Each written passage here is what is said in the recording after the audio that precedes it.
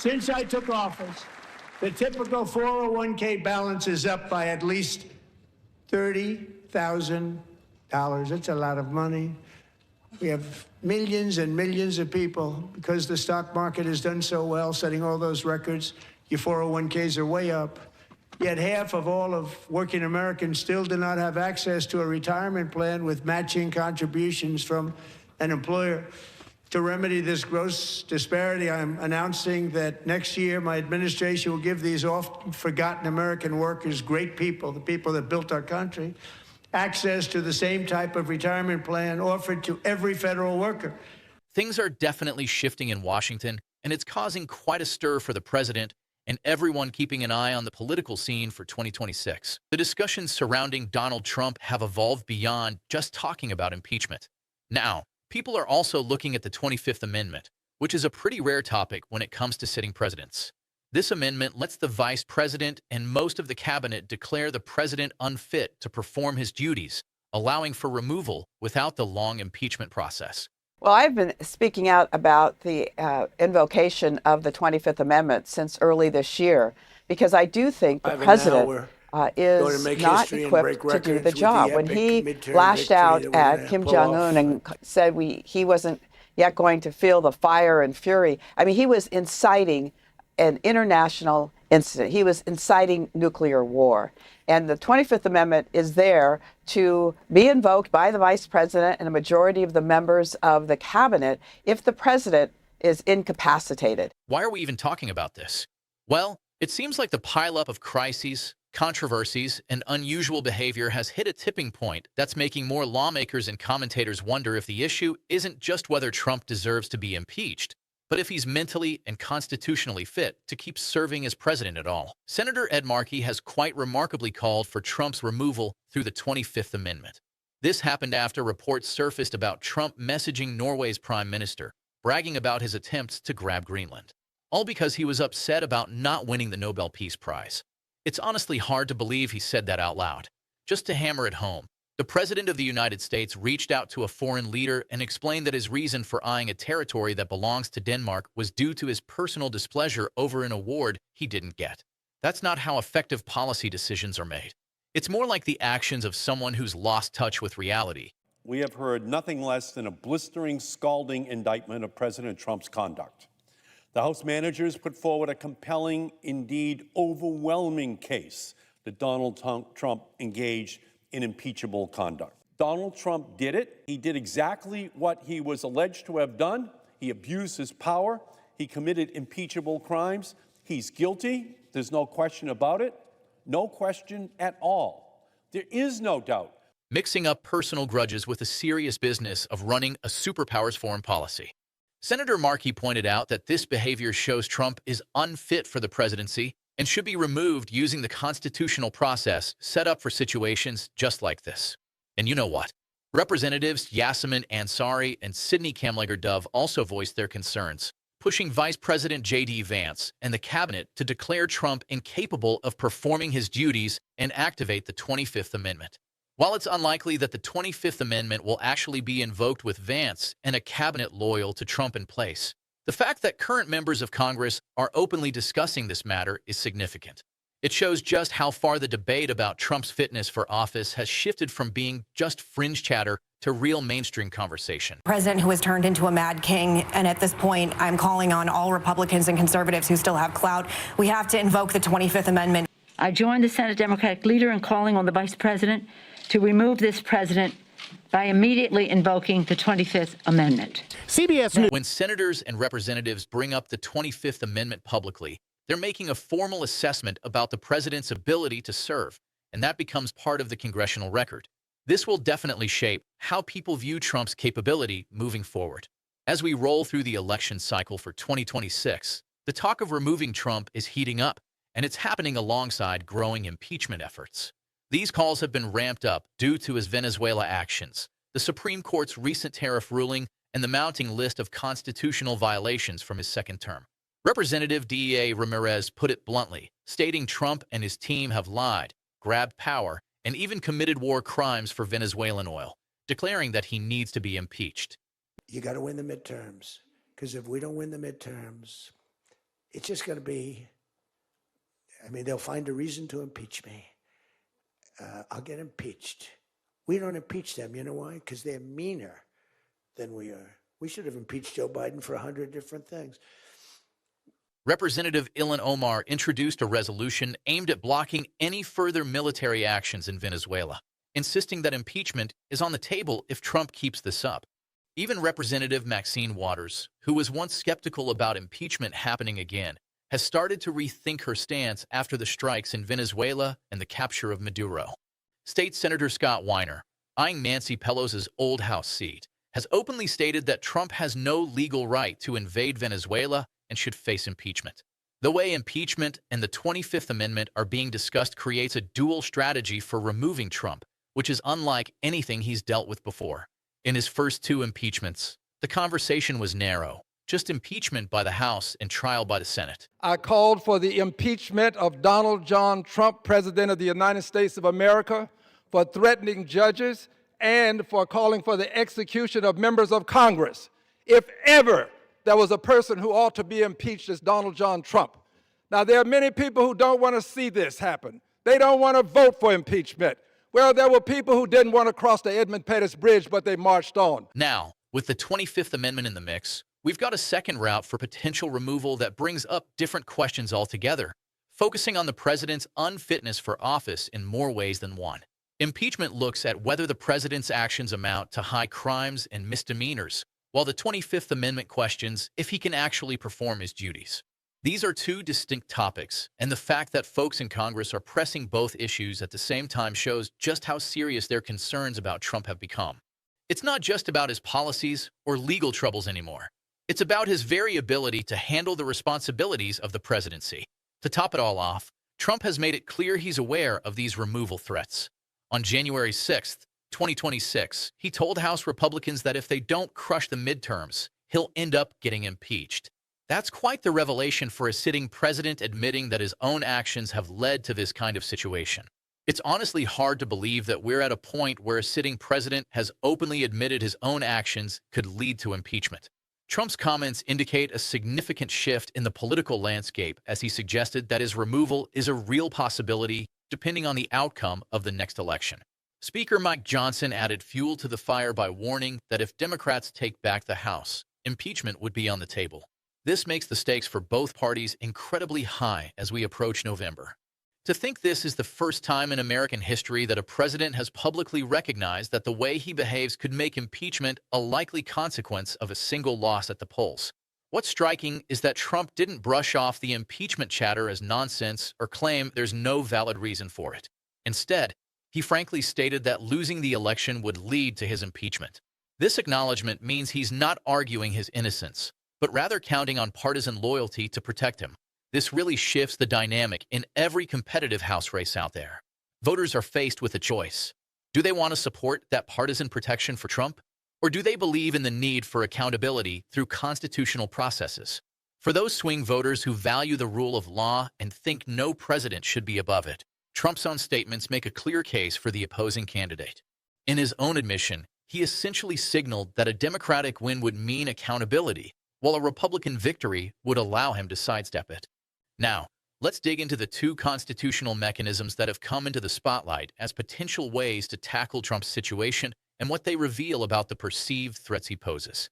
The impeachment route is largely spurred by his governmental actions regarding Venezuela and his refusal to comply with the Supreme Court ruling about tariffs. The case for impeachment hinges on specific actions that various lawmakers are calling high crimes and misdemeanors. His Venezuela operation, where military force was used against a foreign nation, including airstrikes, seizing oil assets, and even taking control of a sovereign leader, was conducted without any congressional approval, clearly violating our constitutional framework. So, here's the situation. The Supreme Court just made a big decision reaffirming that only Congress has the power to declare war. In response, Trump went ahead and slapped on new tariffs using a different justification, which has critics claiming he's openly ignoring what the court just said. Each of these actions could very well be seen as grounds for impeachment on their own. When you look at the combination of making unauthorized military moves and defying the Supreme Court's rulings, constitutional experts are calling it a pretty strong case for impeachment, one that might even be more compelling than the reasons behind Trump's first two impeachments. Lawmakers are getting serious about this, too. Take Representative Ramirez, for example. She didn't just say she disagrees with Trump's stance on Venezuela. She went further and accused him and his team of committing war crimes to take control of Venezuelan oil. That's a significant claim, elevating the discussion from just a disagreement over policies to serious violations of international law. It shows that some members of Congress think Trump's actions in Venezuela aren't just a problem for the U.S. Constitution. They're also against the laws that nations are supposed to follow in times of conflict. Then there's Representative Omar, who introduced a war powers resolution aimed at reining in the president's military authority. This kind of legislative move often precedes impeachment actions, especially when it involves military actions that may not have proper authorization. On a different front, there's also the conversation around the 25th Amendment, which is more about Trump's mental state and his ability to make rational decisions than his policies. The whole thing really took off after the incidents involving Greenland and the Nobel Prize.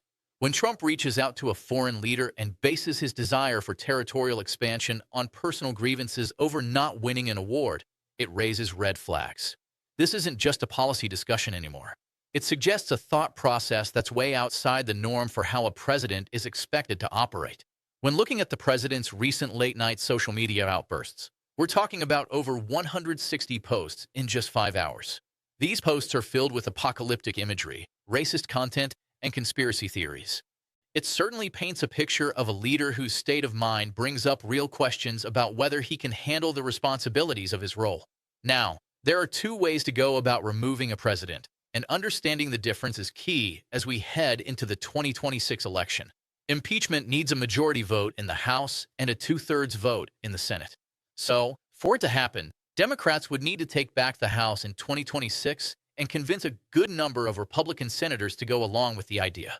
On the other hand, the 25th Amendment is a different story. It requires the vice president and a majority of the cabinet to decide that the president is unfit for office, which sounds easier on paper, but realistically it's tough to pull off when the vice president and cabinet members owe their positions to Trump. Yet, talking about the 25th Amendment has political meaning that goes way beyond just whether it could actually happen. It brings up the idea of presidential unfitness in a way that really shapes how voters see things and gives Democratic candidates a strong argument beyond simple policy disagreements. When a senator suggests that the president should be removed under the 25th Amendment, it's a statement about his mental fitness that strikes a chord with voters observing the president's late-night rants, unusual obsessions with things like Greenland, and increasingly erratic actions. Many people are quietly questioning whether he can manage such a demanding role. The mix of discussions around impeachment and the 25th Amendment creates a tricky situation for Republican candidates in 2026. Those candidates in competitive districts are suddenly faced with tough questions. They'll have to take a stance on whether the president's actions in Venezuela were constitutional, if he should be impeached for his unauthorized military decisions, if his Greenland antics raise red flags about his fitness, and if the 25th Amendment should even be considered. Each of these questions poses a unique challenge for Republican candidates trying to navigate a delicate political landscape. So, there's a whole mix of issues piling up that really pose some serious questions about accountability. And honestly, no amount of careful messaging or strategic changes can get around it. This situation is unfolding against a backdrop of legal setbacks and strong resistance that only makes calls for Trump's removal seem more legitimate. These aren't random calls happening in isolation. They're coming after a Supreme Court ruling that found Trump's emergency tariff powers unconstitutional. There's also been a military operation that retired generals have openly called reckless and unauthorized. Plus, let's not forget about his late-night social media outbursts that many focus group voters have termed unhinged. On top of all this, judicial decisions have been systematically shutting down Trump's claims of immunity and cutting through his attempts to delay various cases. It's pretty clear that the foundational elements of American government, think the courts, the military, and civil servants who serve no matter who is in power, are really pushing back against Trump's use of presidential authority. This backlash is not just anecdotal. It's documented and very visible, reinforcing the constitutional violations that lawmakers are referencing as they talk about removal. When the Supreme Court states that the president has overstepped his authority and when military officials describe operations as reckless, then the calls from Congress for removal are about much more than just partisanship. They reflect a response from the legislative branch to findings from other branches that suggest the president is stepping outside the limits of what he's allowed to do. Now, let's dive into why this whole discussion about removal is so crucial for the elections in 2026, especially considering Trump's own comments that he anticipates impeachment if Republicans lose the House. This turns the midterm elections into something way more significant than just a standard vote of confidence for the party in charge. Trump's expectation of impeachment has shifted the focus of the 2026 election into a direct referendum on presidential accountability, showing just how pivotal these events could be. It's quite interesting how the conversation around the upcoming election is shaping up, especially with presidential accountability on everyone's minds. Imagine Trump making it clear to voters that the election isn't just about policies, but whether he'll face consequences for his actions in office. He's openly said that his chance of being impeached hinges on whether Republicans keep the House majority. If Democrats make gains, he warns he could find himself going through the constitutional process meant for high crimes and misdemeanors. This messaging is like a golden ticket for Democratic campaigns, allowing them to focus on a straightforward yet impactful theme. They can present their candidate as the one who stands for making sure that no president can escape accountability. On the flip side, a vote for the Republican side feels like a vote to protect Trump from facing up to his actions. This really hits home with swing voters. While they might not see eye to eye on every Democratic policy, they share a fundamental belief that the law should apply to everyone, including the president. They don't think partisan loyalty should get in the way of making sure that accountability mechanisms work as they should. By framing the 2026 election as a referendum on accountability, Democrats have a way to get voters excited and involved, extending beyond just impeachment talk. This approach rallies Democratic voters, independents, and even those Republicans who are feeling disillusioned. It gives them a strong reason to head to the polls, going beyond the usual disagreements over policies.